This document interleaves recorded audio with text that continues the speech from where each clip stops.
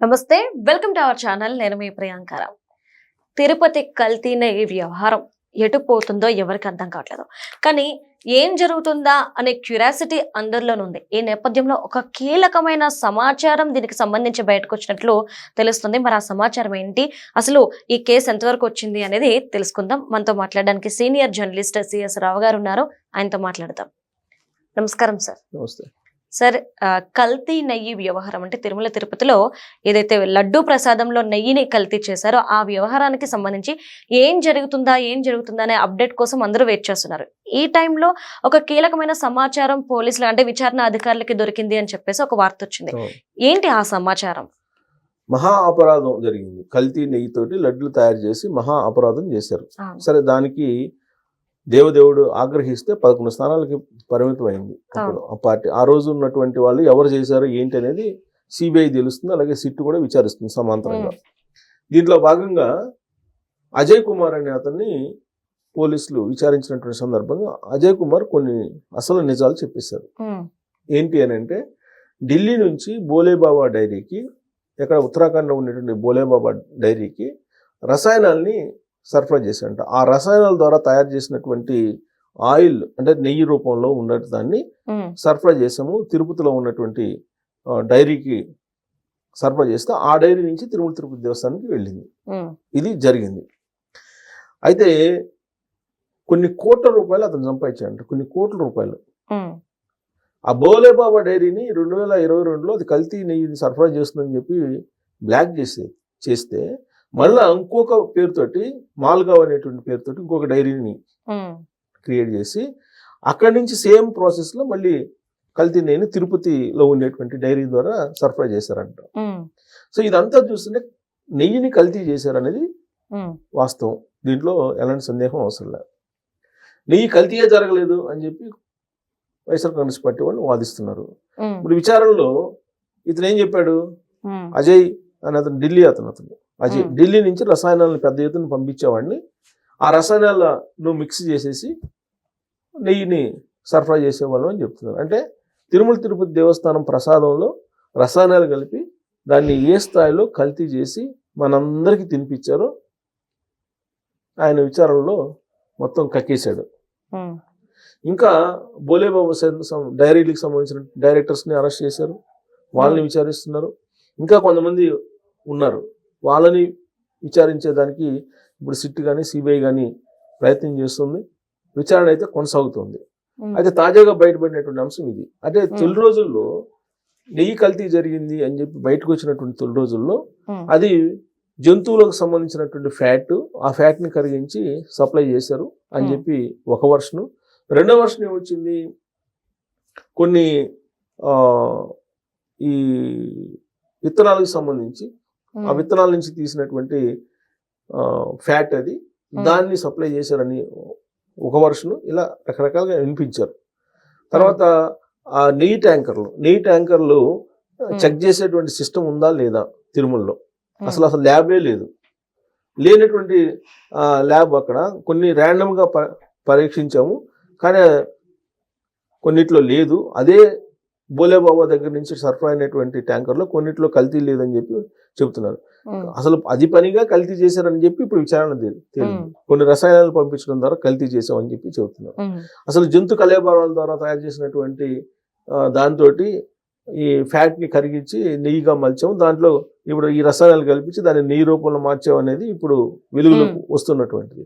ఒకటి మాత్రం వాస్తవం, అప్పుడు మనం అందరం ప్రసాదంగా స్వీకరించినటువంటి లడ్డు ఇప్పుడు తయారవుతున్న లడ్డుకి చాలా తేడా ఉంది. తిరుమల తిరుపతి దేవస్థానంలో చాలా మార్పు వచ్చింది అప్పటికి ఇప్పటికి. అప్పుడు తిరుమలకి వెళ్తే కనుక అసలు తిరుమలకి వెళ్ళాము అనేటువంటి ఒక మానసికమైనటువంటి ఫీలింగ్ కూడా ఉండేది కాదు. కారణం ఏంది, అక్కడ దర్శనం చేపించేటువంటి క్రమం కానీ, అక్కడ నీట్నెస్ కానీ, అసలు మీకు వెంగమ్మ తరిగొండ వెంగమ్మ అన్నదాన ఉంది కదా అక్కడ మనం భోజనానికి వెళ్తే అసలు ఆ భోజనంలో ఏముండేవి కూడా అర్థం కాని పరిస్థితి, అంత ఇదిగా ఉండేది. కానీ ఇప్పుడు ఈ ప్రభుత్వం వచ్చిన తర్వాత భోజనాన్ని నీట్గా చేశారు, నీట్గా. అలాగే పరిసరాల్ని పరిశుభ్రంగా ఉంచుతున్నారు. ఒకటి చేయాల్సింది ఏంటంటే దర్శనాలని సామాన్యులకి అందుబాటులోకి తీసుకురావడం. సామాన్యులు ఎవరు వచ్చినా సరే తిరుమలకి దర్శనం చేసుకుని వెళ్ళేలాగా వీళ్ళు చేయగలిగితే సక్సెస్ అయినట్టే. అది చేయకపోతే వీళ్ళు ఎంత నీట్గా చేసినా, ఎంత భోజనం పరిశుభ్రంగా పెట్టినా, రుచికరమైన భోజనం పెట్టినా, తీరా తిరుమల తిరుపతి దేవస్థానానికి వెళ్ళినటువంటి భక్తులు దేవదేవుని మనసారా కళ్ళారా చూడలేకపోతే ఇక వీళ్ళని ఇప్పుడు ఉండేటువంటి వాళ్ళని కూడా వీళ్ళు మాత్రం ఏం చేశారని చెప్పి అంటారు సహజంగా. కానీ అంతకు ముందు కంటే చాలా బెటర్, చాలా బెటర్. అంతకు ముందు కంటే ఇప్పుడు చాలా బెటర్గానే ఉంది. కాకపోతే చేయాల్సింది ఇంకా చాలా ఉంది.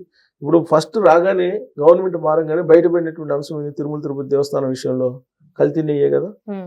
ఈ కల్తీ నెయ్యి కారణంగా ఎంత అపరాధం జరిగిందో పవన్ కళ్యాణ్ గారికి కూడా తెలుసు. అందుకే ఆయన ప్రాయశ్చిత దీక్షని చేశాడు అక్కడ.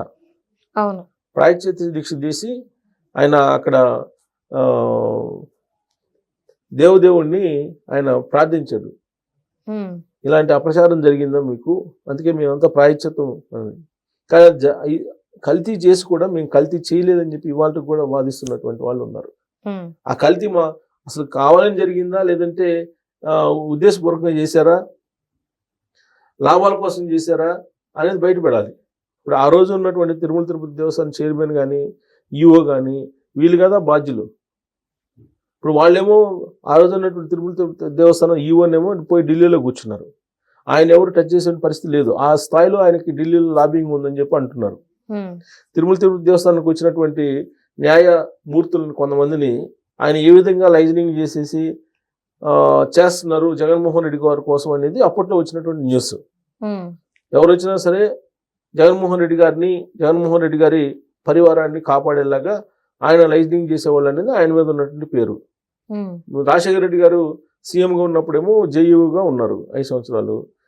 జగన్మోహన్ రెడ్డి గారు ముఖ్యమంత్రి అయిన తర్వాత ఆయన ఈఓగా వచ్చారు. అంటే 10 సంవత్సరాల పాటు సుదీర్ఘకాలం పాటు ఆయన జేఈఓగా ఈఓగా కొనసాగారు. సరే కొనసాగారు. మరి తిరుమల తిరుపతి దేవస్థానం ఇలాంటి కల్తీ నెయ్యి కారణంగా మహా అపచారం అయితే జరిగింది కదా. మరి దీనికి బాధ్యులు ఎవరు? ఆయనే కదా, ఈఓనే కదా, ఆయనే కదా, వాళ్ళ సిస్టమే కదా మొత్తం తనిఖీ చేయాల్సింది లేదా పరిశీలించాల్సింది. ఇది ప్రభుత్వం మారి అప్పుడు కనుగొనేంత వరకు కూడా అదే సప్లై అవుతుంది కదా. ఈ ప్రభుత్వం మారిన తర్వాత ఒక నెలకో ఏమో బయటపడింది, అదే నెయ్యి సప్లై అవుతూ వచ్చింది కదా. ఒకవేళ ఈ ప్రభుత్వం కనుక చెక్ చేయకపోతే అదే సప్లై ఉండేది కదా. మరి ఇలాంటి కేసులు సున్నితమైనటువంటి కేసులు ఇవి. ఒక ఇదేదో నేరకోణం నుంచి కాకుండా భక్తులు, హిందూ భక్తులకు సంబంధించినటువంటి ఇష్యూ ఇది చాలా సున్నితమైనటువంటి ఇష్యూ ఇది. మరి ఈ కేసులో గందరగోళంగా మా ప్రమేయం లేదు, కావాలని కుట్ర పడినారు, ఇప్పుడున్న ప్రభుత్వం కుట్ర చేసింది, కావాలని కేసులు మోపుతుంది అని చెప్పి వాళ్ళు వచ్చి మీడియా ముందు మాట్లాడుతున్నారు. అందుకే సిబిఐ కూడా టేకప్ చేసింది ఈ కేసుని. సిబిఐ కూడా టేకప్ చేసి సిబిఐ విచారిస్తున్నటువంటి క్రమంలో అజయ్ కుమార్ అనే అతను క్లియర్గా విచారణలో ఒప్పుకున్నారని చెప్పి లేటెస్ట్ అప్డేట్. ఆయన ఒప్పుకున్నది ఏంటి? మేము పెద్ద ఎత్తున ఢిల్లీ నుంచి బోలేబాబా డైరీకి రసాయనాలను పంపించే వాళ్ళమి, ఆ రసాయనాల ద్వారానే తయారు చేసిన నెయ్యి సరఫరా చేశారు అనేది ఆయన ఒప్పుకున్నారు. ఇప్పుడు ఆయనతో పాటు ఇంకెంతమంది ఉన్నారు, ఎంతమంది సరఫరా చేశారు ఈ రసాయనాలని, ఎక్కడెక్కడ కొన్నారు, ఎంతకు కొన్నారు, ఎలా మిక్స్ చేశారు, ఇవన్నీ ఫర్దర్ ఇన్వెస్టిగేషన్లో వస్తాయి. అసలు దీనికి కారణం ఎవరు? దీనికి ఢిల్లీలో ఇదంతా జరిగింది. ఢిల్లీలో జరిగినప్పుడు ఈ అజయ్ కుమార్ అనే వెనక ఎవరున్నారు అనేది బయట రావాలి. మరి ఢిల్లీ కేంద్రంగా జరిగిందని చెప్తున్నారు ఇదంతా కూడా, రసాయనాలు పంపించడం ఇవన్నీ కూడా. సో అక్కడ ఎవరు సపోర్ట్ తోటి చేశారు అనేది బయటికి రావాల్సి ఉంది. ఇప్పటికైతే అతను ఒప్పుకున్నాడు, కల్తీ చేసాము, రసాయనాలను పంపించాం, రసాయనాల ద్వారా చేసామని చెప్పి చెప్తున్నారు. దీని వెనక సూత్రధారులు ఎవరు, పాత్రధారులు ఎవరు, ఇవన్నీ బయట రావాల్సింది. Okay, right. Thank you so much sir.